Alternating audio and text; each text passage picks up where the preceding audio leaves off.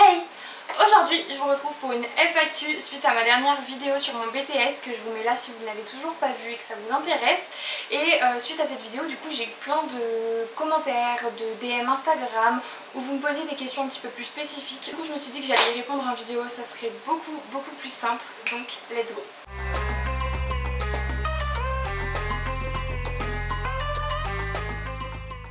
Désolée d'avance si vous entendez le bruit du ventilateur, mais clairement je peux pas faire autrement. J'espère que vous l'entendrez pas trop, mais voilà. Avant toute chose, comme d'habitude, si tu ne me suis toujours pas sur Instagram, c'est ici que ça se passe. Et bien sûr, abonne-toi à la chaîne si ce n'est pas déjà fait et like la vidéo, ça me ferait super plaisir. Alors j'ai toutes vos petites questions sur mon téléphone, donc c'est parti. Est-ce que tu travaillais beaucoup chez toi? Avais-tu une charge de travail importante? Alors, en première année, je vais pas vous cacher que oui, il y avait quand même pas mal de devoirs. En fait, c'est pas spécialement des devoirs au sens pur, c'est qu'il faut réviser régulièrement les cours parce qu'on a souvent des contrôles. On a également beaucoup de devoirs en fait à rendre. Du coup, ouais, c'est vrai qu'en première année, je me rappelle que c'était un petit peu chargé l'agenda. Et pareil, je travaillais beaucoup plus qu'en deuxième année. J'étais beaucoup plus assidue, je révisais beaucoup plus longtemps, beaucoup plus souvent. Voilà, après ça dépend de chacun, ça dépend si tu veux avoir des notes vers la moyenne un petit peu au-dessus ou si tu veux viser là quoi. En fait ça dépend. Je travaillais beaucoup mais pas assez je pense. Et la deuxième année, n'en parlons pas, clairement j'ai été complètement démotivée à cause du Covid, le confinement, les cours à distance, tout ça, donc j'ai lâché un petit peu, je révisais beaucoup moins souvent et ouais, beaucoup moins, et bon ça c'est clairement vu, mais ouais, il faut quand même réviser beaucoup, il faut s'y tenir, il faut être assidu et il faut pas lâcher en fait parce que sinon bah c'est la chute quoi. Est-ce que les stages sont rémunérés? Alors les stages sont rémunérés à partir de 8 semaines, c'est la loi, hein. Les stages doivent être rémunérés à partir de 8 semaines. Et du coup, en première et en deuxième année, on fait que 7 semaines de stage. Donc non, on n'est pas rémunéré pour le BTS, enfin nos stages du BTS. Par contre, la troisième année, donc le DE, oui, on est rémunéré parce que on fait en tout 16 semaines de stage consécutives, donc ça fait 4 mois. Donc du coup, si vous faites vos 8 semaines de stage dans une et même structure, elle est obligée de vous rémunérer à partir de 8 semaines. Donc si vous restez pendant 16 semaines dans la même structure, oui, vous serez rémunéré. Par contre, il y en a où ils ne peuvent pas se permettre de rémunérer des stagiaires, ou ils ne veulent pas, ou quoi ou qu'est-ce. Et du coup là, il faudra faire 2 stages, un de 8 semaines dans une structure et un autre de 8 semaines dans une autre structure. Et du coup là, vous ne serez pas payé. Pendant le BTS en tout cas, non, il n'y a aucun stage qui sont rémunérés. J'ai fait le même bac que toi et j'ai eu la mention assez bien avec justesse. Est-ce qu'il est possible de passer en BTS? Alors, j'ai eu beaucoup de questions de ce genre.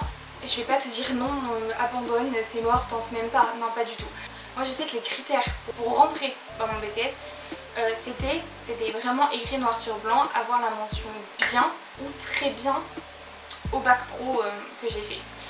Cependant, comme je vous l'ai dit dans ma dernière vidéo, il y a une copine à moi qui n'a pas eu de mention, hein, aucune, et qui est quand même rentrée en BTS, mais parce qu'elle avait un très bon dossier. Donc, ça veut rien dire, c'est pas parce que tu as eu la mention assez bien avec justesse que tu ne peux pas tenter de t'inscrire et d'être potentiellement prise en fait en BTS. Tente, de toute façon t'as rien à perdre, tente si t'es prise, tant mieux, trop bien, et si t'es pas prise, tant pis, fais d'autres vœux, ne mets pas que ce vœu là bien sûr. Prends d'autres vœux et voilà, tu seras bien prise quelque part si jamais tu n'es pas prise en BTS, mais tente parce que peut-être que tu as un très bon dossier et peut-être que tu vas être prise. Donc voilà, moi je vous dirais dans tous les cas de tenter, vous verrez, mettez d'autres vœux au cas où, pas vous retrouver sans rien, mais ouais franchement tente, hein, ça peut peut-être passer. Est-ce que les examens sont difficiles? Alors clairement moi cette année ils ont été durs, mais durs sa mère, ils ont été vraiment compliqués. Je vais vous parler que des examens écrits, donc les 2 jours du BTS. Ouais, ça a été un peu dur, on s'attendait pas à ça en fait, parce que nous on avait révisé des choses qui en fait ne se retrouvaient absolument pas dans le sujet et on s'est dit mais est-ce qu'on était là pendant 2 ans, genre il y avait des trucs, on avait l'impression de ne jamais avoir vu ça en fait. Donc ouais, c'était un petit peu compliqué. Après ça dépend vraiment de chaque année, il faut pas prendre mon cas pour une généralité, parce que si vous regardez des sujets BTS des années précédentes sur internet, vous les trouvez très facilement. Vous tapez sujet BTS ESF 2000 nanana, vous allez trouver plein de sujets et il y en a, ils étaient super faciles. Pour moi, pour m'entraîner à passer le BTS, m'entraîner à faire justement des sujets qui étaient déjà tombés. Et il y en a, je me disais mais c'est trop facile, genre si on tombe sur ça, mais trop bien. Et puis il y en a d'autres, je me disais mais ça va pas du tout, je sais pas répondre à une seule question, genre. Donc en fait ça dépend vraiment de chaque année, donc pour ça faut se préparer à tout. À tout, comme ça au moins vous n'avez pas de surprise et il faut s'entraîner avec ce genre de... Enfin avec les sujets BTS des années précédentes, c'est une très bonne méthode pour s'entraîner parce que ça nous fait réviser plein de choses du coup. De ça vous allez voir le déroulement en fait, comment est organisé le sujet etc. et ça peut permettre de comprendre plus de choses. Donc ouais, pour vous entraîner je vous conseille fortement de faire les anciens sujets. Ensuite pour l'oral, donc ICAF qui est à la fin de la deuxième année, sur le stage, en vrai ça c'est l'épreuve. D'un côté j'ai envie de dire la plus facile et d'un autre côté la plus difficile. Alors la plus simple tout simplement parce que c'est vous qui avez vécu le stage, c'est vous qui allez écrire votre dossier et c'est vous qui allez le raconter. Et du coup vous avez eu le temps pendant des mois et des mois de vous entraîner à faire ça, de réciter, d'apprendre ce que vous allez dire, c'est vous qui choisissez ce que vous voulez dire, donc s'il y a des choses qui vous mettent en difficulté, ne les dites pas. Vous voyez, c'est vraiment un truc où vous pouvez avoir des points mais faciles, mais de ouf. Genre moi et pour mes copines aussi, c'est clairement ça qui nous a fait avoir le BTS genre finger in the nose, tu vois, parce qu'on a eu des bonnes notes, parce que c'est nous qui, vous voyez, on connaît notre sujet, on connaît ce qu'on a fait et on s'entraîne pendant des mois pour justement le présenter devant le jury. Du coup ça en vrai, cette épreuve elle n'est pas compliquée si vous vous entraînez bien, etc. Et c'est aussi la plus compliquée dans le sens la plus stressante parce que là vous n'êtes pas tout seul face à votre feuille et votre cerveau. Là vous êtes devant deux jurys et vous devez parler et c'est stressant pour les gens qui sont pas à l'aise à l'oral, c'est stressant, il faut bien parler, nanana, pendant 40 minutes devant deux personnes qui te regardent droit dans les yeux comme ça et qui te posent des questions. Donc ça c'est stressant mais ça se passe. Si vous savez votre sujet, que vous le maîtrisez, franchement, tranquille. Réaliser ton organisation ainsi que tes fournitures pendant le BTS. Alors, les fournitures, j'ai déjà fait 2 vidéos, donc une pour chaque année de BTS. Donc je vous les mettrai dans le petit ainsi que dans la barre d'infos parce que je vais pas vous redire exactement ce que j'avais comme fourniture. Ça n'a pas trop d'intérêt. Par contre, mon organisation, je vais vous en parler un petit peu. Alors, je pourrais même plus vous montrer exactement parce que j'ai tout jeté. Genre, dès que j'ai su que j'avais eu le BTS, j'ai tout jeté à la poubelle. Ça m'a fait de la peine un petit peu de jeter plein de cours comme ça, mais je savais pas quoi en faire. J'avais vraiment envie de fermer un tiroir dans ma tête. Et depuis avoir y pensé et tout, et du coup j'ai tout jeté pour retourner la page. Mais bon, j'ai encore les classeurs et tout. Alors, je suis passée par plusieurs types d'organisation parce que clairement c'était tout nouveau pour moi. En première année par exemple, j'avais tous mes cours dans des classeurs. Et dans des trieurs aussi. J'en ai les classeurs, les trieurs, etc. qu'il me fallait pour ce jour. Ça veut dire des fois je me retrouvais avec 3 classeurs dans mon sac. Tu vois, enfin c'était n'importe quoi, c'était super lourd, c'était archi pas pratique. Et je me rends compte que dans le classeur, je me servais que de une partie. Vous voyez ce que je veux dire? Donc ça m'a vite saoulée. Ne faites pas ça, c'est nul, ça sert à rien. Ensuite ce que je faisais c'est que en fait je faisais par jour. C'est-à-dire que par exemple j'avais par exemple ce classeur là. Et dedans, je mettais tous mes cours que j'avais besoin, par exemple le lundi. Vous voyez ce que je veux dire? Ça veut dire que comme ça, j'en ai plus qu'un classeur et au moins l'intégralité du classeur me servait. Ça servait pas à rien dans mon sac, vous voyez. Donc du coup, j'avais trouvé ça. C'était pas mal, sauf que c'était un peu dur de concordre. Des fois il y avait des cours que j'avais pas parce que le prof a changé, a décidé de faire un autre cours ce jour-là. Enfin je sais pas si... Enfin bref, c'était un peu compliqué de toujours, voilà quoi, savoir quoi emmener. Du coup j'ai changé et j'ai opté pour une autre méthode du coup jusqu'à la fin. J'avais donc mes cours dans mes classeurs, toujours, que je gardais chez moi. Et en fait, pour chaque jour, donc je regardais les cours que j'avais, je les mettais dans des petites pochettes comme ça que j'ai trouvées à Action. Elles sont un petit peu toutes déglinguées, elles ont bien servi. Dans des espèces de pochettes comme ça. Et mes cours je les mettais dans des pochettes plastiques un peu, comme ça. Dans des pochettes comme ça. Et ça, je mettais dedans. Et en fait, je prenais que les derniers cours. Ça veut dire que je prenais pas tout mon chapitre de bio, par exemple. Je prenais que le cours où on en était. Je prenais que ce qui allait me servir ce jour-là. Comme ça, ça me permettait de pas tout emmener, de pas avoir 10 milliards de feuilles, de trucs dans mon sac qui prenaient une place et qui étaient très lourds. Donc voilà, du coup je faisais ça, tous les jours je mettais les cours que j'avais besoin pour le lendemain. Et du coup c'était archi plus léger parce que je me trimballais plus qu'avec ça et 2-3 feuilles dedans.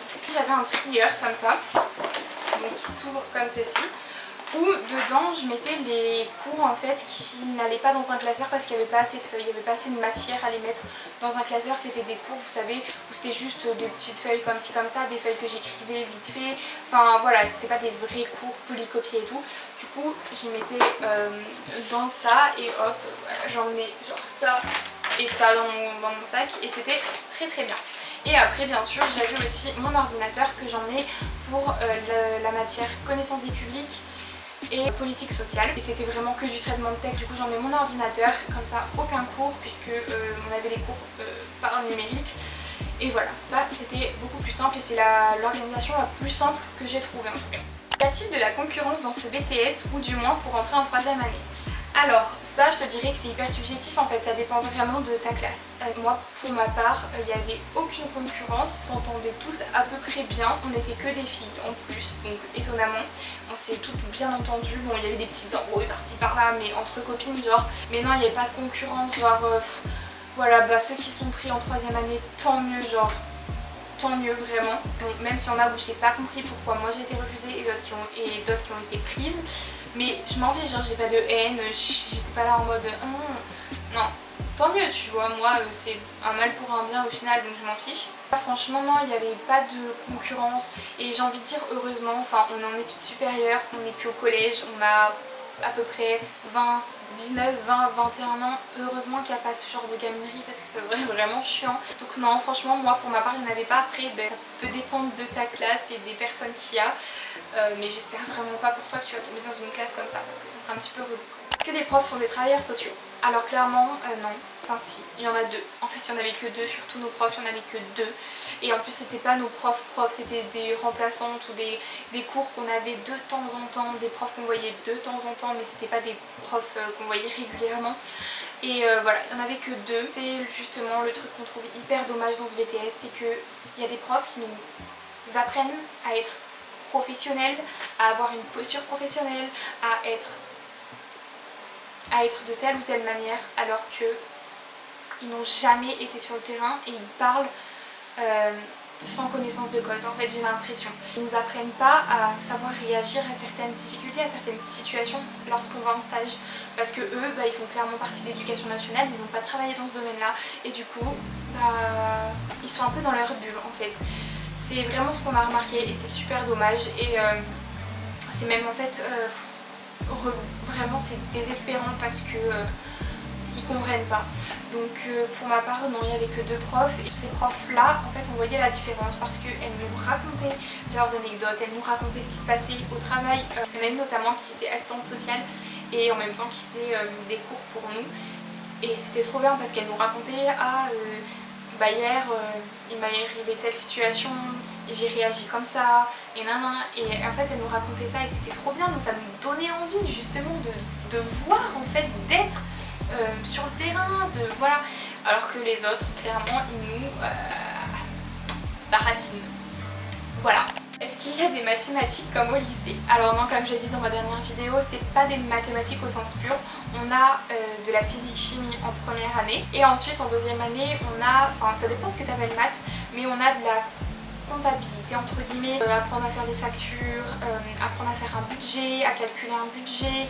Donc ça, c'est ça que tu appelles des maths, oui on en a, mais c'est pas des maths comme au collège ou comme au lycée, en mode les fonctions, les trucs exponentiels et tout le bordel, pas du tout. Et heureusement parce que bon, là c'est vraiment des trucs qui ont un but, qui ont un sens, des choses qu'on va se servir, des choses utiles, voilà, c'est vraiment des trucs concrets, donc rien à voir et ça passe beaucoup mieux que des maths comme au lycée. Est-ce que c'est les profs de ton lycée qui choisissent si tu passes en troisième année? Alors clairement oui. Clairement oui.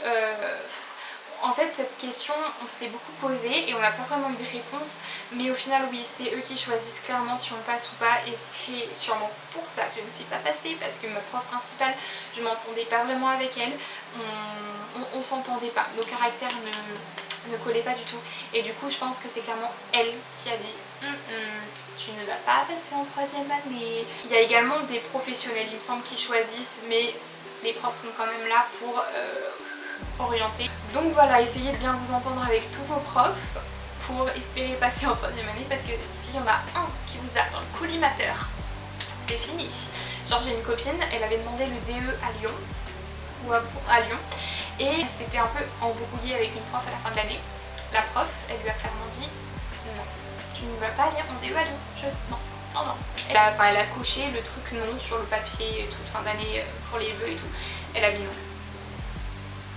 Voilà, donc restez cool avec vos profs, restez tranquilles, faites-vous amis-amis, faites les petits faillots, les petits hypocrites et tout, parce que sinon, s'ils vous sont dans le collimateur, ça peut vous poser des petits problèmes pour la 3e année. Combien y a-t-il de demandes pour la 3e année et combien de places? Alors, combien de places? Il y en a à peu près 30, comme le BTS, genre une classe normale, genre. Et... ah, ça me gratte, purée, les moustiques. Oh, oh, je me suis fait saigner. Et combien de demandes? Alors, je pourrais pas vous dire exactement, parce que je n'ai pas fait le dossier de tous les élèves qui ont demandé, mais on a fait une estimation qui est, je pense, plutôt juste 200 et plus. Un peu plus de 200 demandes, je pense. Donc c'est quand même beaucoup pour 30 places. Est-ce que vous avez des soirées étudiantes comme à la fac? Non, moi déjà je suis pas du tout soirée, je suis pas du tout dans ce monde-là, genre les soirées étudiantes et tout. J'ai jamais mis un pied, ça m'intéresse pas du tout. Mais du coup je me suis quand même renseignée auprès de mes copines. Alors, on n'a pas de soirée étudiante, genre, je sais pas si à la fac c'est prévu, organisé par la fac. En tout cas, nous, non. Juste, il y avait une soirée d'intégration quand j'étais en première, enfin pour les premières années avec les 2e et 3e années. Donc c'est une petite soirée, genre je crois que c'était une soirée dans un bar, genre un bar un peu dansant et tout, avec du coup tous les étudiantes de première, 2e et 3e année. Bon, moi j'y ai pas été ni rien, donc voilà. Après, non, il y avait que ça d'organiser. Sinon, non, après je sais que j'entendais des filles dans ma classe dire des fois ouais, ce soir on est jeudi, on sort, on va à la soirée étudiante, nanana. Donc je pense que voilà, vous pouvez, si vous voulez aller en boîte avec les autres étudiants, voilà, vous pouvez, hein. Mais en tout cas, il n'y a rien d'organisé à part la soirée d'intégration, comme je vous le disais, en première année. Est-ce que vous avez l'impression au niveau encadrement des profs que c'est différent du lycée? Alors oui, moi totalement, j'ai trouvé que c'était pas pareil. Et comme je vous l'ai dit, ça vient du fait que j'étais en lycée privé professionnel et que là j'étais en lycée public, donc rien à voir. Ça a fait un très gros choc au niveau des profs, mais rien à voir. Après, on est quand même très bien encadré, je trouve, en BTS. On est suivi, on peut appeler nos profs, on peut leur parler par message si on a des questions, des tout en fait, ils nous répondent, ils sont quand même assez disponibles et assez présents pour nous. C'est pas du tout comme la fac par exemple, on est quand même là plutôt bien suivi, donc c'est quand même appréciable. On m'a posé une question sur ma formation de graphisme, du coup, puisque je vous ai dit dans ma dernière vidéo que j'avais totalement arrêté le social et que je partais en formation, enfin que j'étais en formation à distance pour devenir graphiste. Du coup on m'a demandé comment j'ai pu y accéder, comment j'ai pu y rentrer, et c'était facile en fait d'y rentrer. Alors moi tout simplement comment j'ai fait pour y rentrer, c'est que je sais pas, j'ai eu une petite voix dans ma tête qui m'a dit tu vas pas continuer en fait dans le social. Je me suis dit, si je suis pas prise ni en DE ni en licence pro, je fais quoi? Et du coup bon, c'est venu à moi naturellement cette idée de faire une formation de graphisme. Donc je me suis renseignée sur internet, j'ai regardé plusieurs écoles. Faut faire attention parce qu'il y en a beaucoup et il faut se renseigner parce qu'il y en a qui clairement veulent vendre, juste vendre, et c'est très cher. Il y en a, leurs prix sont aberrants. Genre j'ai appelé une école, elle m'a dit 5600 je crois, un truc comme ça pour un an. Un an, 5600 €, mais on est où? On est Crésus nous? Non, pas du tout. Donc il faut faire hyper attention. Dieu merci, je suis pas restée sur cette école là parce que j'étais prête à m'inscrire, limite je sais pas où j'allais trouver les 5600 €, mais je voulais tellement faire cette formation et je me suis dit le temps passe, trouve un truc vite. Du coup que j'ai clairement failli aller dans cette école. Au final non, je me suis inscrite du coup à l'école EDA. C'est l'école d'art appliqué à distance. Et celle-là pour moi c'est la meilleure. C'est la meilleure, j'ai regardé des avis, etc. Bien sûr, je me suis bien renseignée et c'est celle qui revient en première, et c'est en plus de ça une école qui a des prix totalement raisonnables et qui n'est pas là pour vendre. Voilà comment j'ai fait pour y accéder. Je me suis inscrite sur internet tout simplement. Vous avez un formulaire en fait où vous remplissez un peu vos coordonnées et un conseiller vous rappelle parce que ça veut dire que vous voulez des renseignements, que vous êtes intéressé par cette formation et donc un conseiller d'études vous rappelle. Et de là, tout part de là, le conseiller d'études va vous renseigner, va savoir pourquoi vous voulez faire ci, ça, quelle formation vous intéresse parce que dans l'école où je suis par exemple, il y a plusieurs formations. Il y a formation d'illustrateur, formation de... comment ça s'appelle, d'architecte, enfin design d'espace, etc. Il y a également photographe, graphisme, je crois qu'il y en a un autre mais je sais plus. Bref, et du coup voilà, vous allez parler de tout ça avec votre conseiller d'études. Voilà, et ensuite en fait c'est lui qui va décider si vous entrez, enfin si vous pouvez rentrer dans cette école parce qu'il va vous faire passer un espèce de test de motivation où il va vous demander pourquoi vous voulez faire ça, pourquoi vous et pas une autre, vos qualités, vos défauts, enfin voilà, comme un entretien en fait, parce que c'est des écoles qui ont peu de place et qui ont beaucoup de demandes et voilà, faut mériter sa place entre guillemets. Et moi j'ai eu de la chance, mais comme pas possible, Dieu merci, il restait une place. Il m'a dit écoutez, je suis pas sûre de vous prendre. Et j'ai parlé avec le cœur et ma motivation l'a convaincue, du coup j'ai été prise et Dieu merci, vraiment, parce que c'était pas du tout dit que j'allais être prise. J'ai tenté et voilà, il faut s'y prendre je pense bien à l'avance pour être sûre d'avoir une place et pour avoir plus de chances d'être prise parce que moi je me suis prise vraiment presque au dernier moment, mais parce que je savais pas que j'allais pas continuer en fait en social l'année prochaine. Du coup si une vidéo entière vous intéresse sur ma formation de graphiste quand je l'aurai finie, n'hésitez pas à me le dire, ce sera avec grand plaisir que je vous la ferai. En attendant, voilà, j'ai fait le tour de toutes vos petites questions.